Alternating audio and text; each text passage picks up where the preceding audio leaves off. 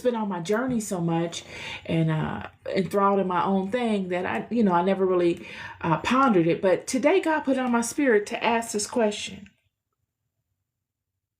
And then to those that consider themselves gods, what exactly, um, what method, what have you experienced in life that allowed you to dominate to such a level of godliness and to stay there and to keep your position as that? Because we all know that in the realm of gods, it is highly competitive. You got to keep that. You can't just proclaim a thing for yourself and then say, I'm a god, and then, you retire with the lapel pin. It doesn't work that way. When you come forth and you consider yourself a god and you proclaim that amongst men and other gods, you proclaim your ability to dominate as a god. And it will be challenged. So I'd love to know, what are your success stories? Because I'm sure you have them, that allowed you to dominate as a god and for you then to still have that seat. Because that's the only way. You just saying you're a god is an ego trip if it's any other way. There's no substance there. It's just, I'm a god. I'm a god. Did you know I was a god? Yep, I'm a god, and it's great.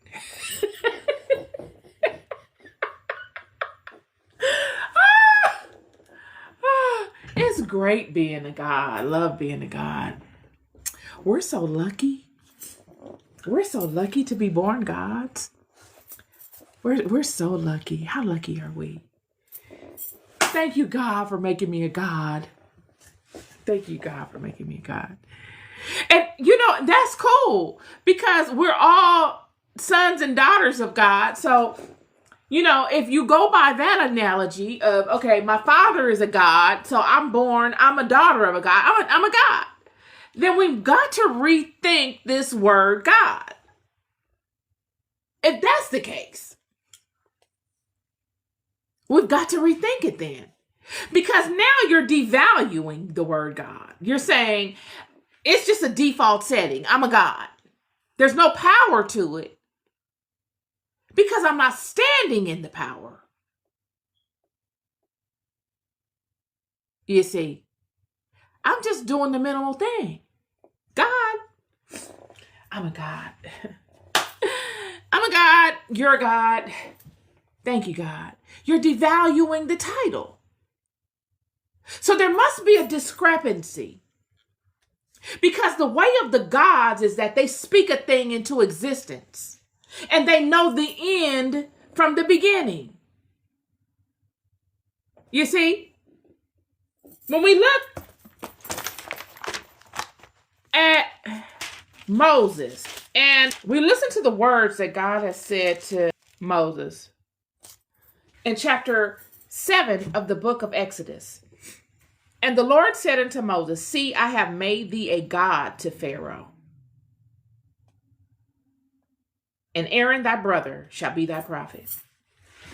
This is powerful because it tells you exactly what the attributes of being a god are as it relates to me and you. Before this, God comes to Moses and he tells Moses what he's going to do.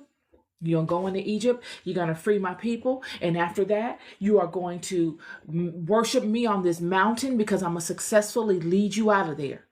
And then I'm going to send you before Pharaoh. I'm going to harden Pharaoh's heart. He's not going to want to let the people go. I'm going to command you to let them go. He's not going to do it. And I'm going to send plagues upon Pharaoh. One after the next, after the next, after the next. And all of these plagues will come about. And then after that, the children will borrow from Egypt. And then after that, I'm going to lead them out of Egypt and defeat Pharaoh. This is what God told Moses prior to this chapter. So when God allows Moses to go to Pharaoh, he has made Moses a god to Pharaoh at this point. Moses has leveled up spiritually. He's spiritually prowess. He done ran the mightiest sorcerer in the world out of Egypt, Balaam. All of the people were afraid of Balaam. Balaam was as high as you could go in the world of sorcery. Moses is making them punk out.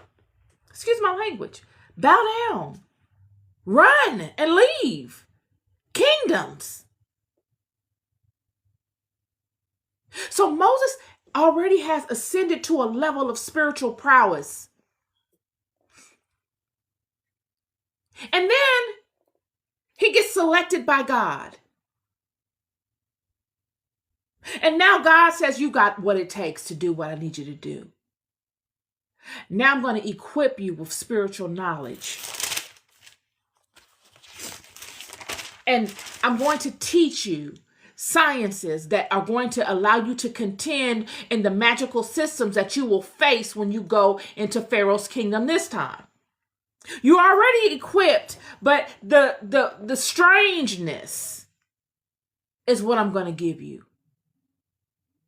Because you're equipped to go toe-to-toe with Pharaoh, but you're not equipped to overcome his magicians in the aspect that I'm going to lead you.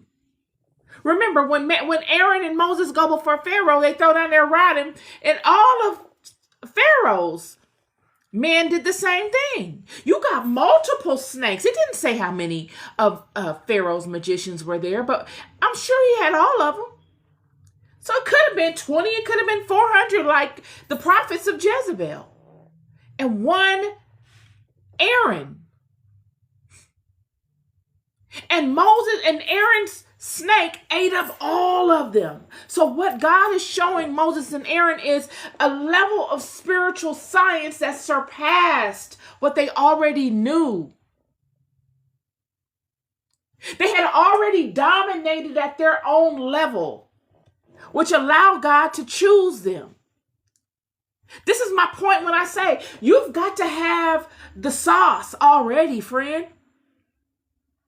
You've got to come to the table with a knowing of something, whether it's mathematics, science, working on cars, whether it's electricity, whether it's chemistry, whether it's whatever it is, spiritual systems. You've got to already have that and be active in that. And then God can come and multiply what you already do well. This is what is happening.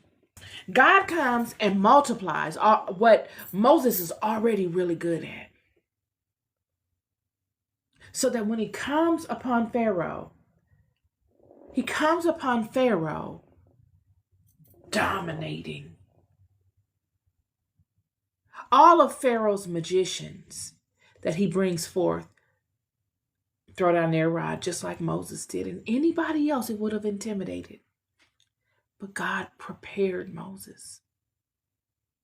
That snake Moses threw down his rod and was created from ate all of Pharaoh's snakes. It doesn't say how many it was, but I bet you it was a lot of them. This is what made it a miracle. These are already highly spiritual people. It was Pharaoh probably done seen all kind of spiritual stuff. Nothing really impressed Pharaoh probably, but this did. So when God comes to Moses and says, see, I have made thee a god to Pharaoh. These are the attributes. You could speak a thing and you know for a fact it's going to come to pass. You know how it's going to come to pass. You're not worried about it. You know for a surety that that thing is and will be done.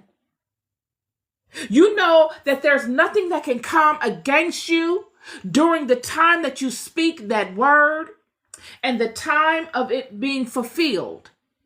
Nothing can stop it. These are the levels of what gods do. This is what makes you a God.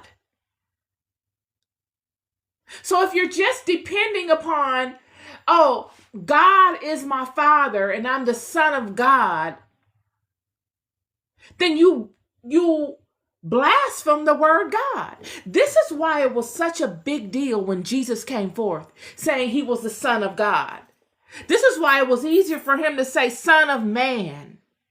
Because people knew at that time, when you say you're the Son of God, you are able to do certain things. You have supernatural gifts. If you say you're the Son of God, you are expected to be able to live up to a certain level of spiritual ascension. But what we do today is we bring things down because we have not seen levels of spiritual ascension that Moses and those like him were doing in real time in the name of God. We haven't seen it. Neither have our parents seen it. Neither have their parents seen it. Neither theirs, neither. It's just been too long. This is the word. And this is why I come forth with the things that I come forth with. They're perplexing. Instead of sitting up and negating one another, oh, you're religious,